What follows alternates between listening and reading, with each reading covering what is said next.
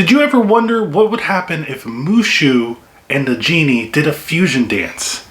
Neither did I, but that's what this movie is. Hey, what is up guys? It's me, Anthony, here to give you guys another movie review. This time it is for the Netflix original film, Wish Dragon. Now, I don't know why nobody is talking about this film. At least, you know, the big movie review YouTubers, they're not talking about this film. This is a Sony animated film. The last film that we saw actually came out this year from them, and that was The Mitchells vs. the Machines. Now, I didn't review that movie because everybody and their mother was reviewing it, so I was like, it's not going to be good for the algorithm. But I did watch that movie. I really loved it. It's probably my second favorite film of the year so far. And Wish Dragon is their latest release, and I gotta say, they know what they're doing. A determined teen is longing to reconnect with his childhood best friend when he meets a wish-granting dragon that shows him the magic of possibilities. Now, right off the bat, you watch this movie and you think, this is basically the Chinese version of Aladdin. And you would probably be right, but there's so much more to this movie than just the Chinese version of Aladdin.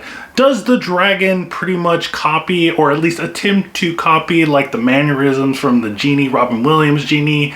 Yeah, he does, but he also has like some kind of mixture of Mushu, the snarkiness of Mushu, the attitude of Mushu. And I know some people probably be thrown off by this kind of film because it is similar, very similar, like I said, to Mulan and Aladdin, and people are just wondering, you know, why don't you just do an original film, original story?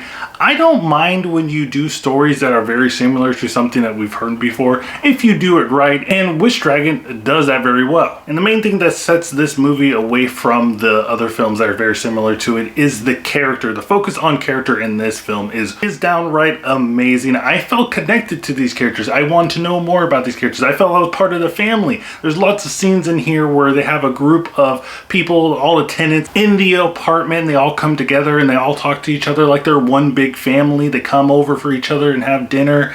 And I really like that they showed that aspect of the characters in the film. Like I said, it just made you feel connected, feel warm. I just wanted to root for these characters. And the characters are also relatable, especially with our main protagonist here, Din. He's all of us at one point. We're wondering, what's the meaning of life? Do we belong in this world? Can we even improve ourselves, improve our situation? But you want to know, the real question is the dragon cool? Is he just a Robin Williams genie knockoff? Yes, like I said, kind of he is, but even the dragon has a little bit more depth than even the genie from Aladdin. We get into the dragon's backstory, why he is stuck and confined into this teapot granting all these wishes, and it's actually pretty dark and sad. Actually, there's a lot of scenes in this movie that are pretty dark that I think actually improve it, because it's a kids film. Yes, we know that, but you know, you're gonna have adults watching this too, and with those darker scenes and those more in-depth character development scenes, I think it's gonna keep the adults in the room awake. But I think the strongest point of this movie is the message that they bring in this film. I touched on it before. There's characters in here that are questioning life and reality, what the meaning of life is, what they should do with their life, and other elements that make this movie a little bit deeper than you would think. And with all that being said, all the praise that I give it, I will say that the animation, at least for Sony animated films that we've seen in the past,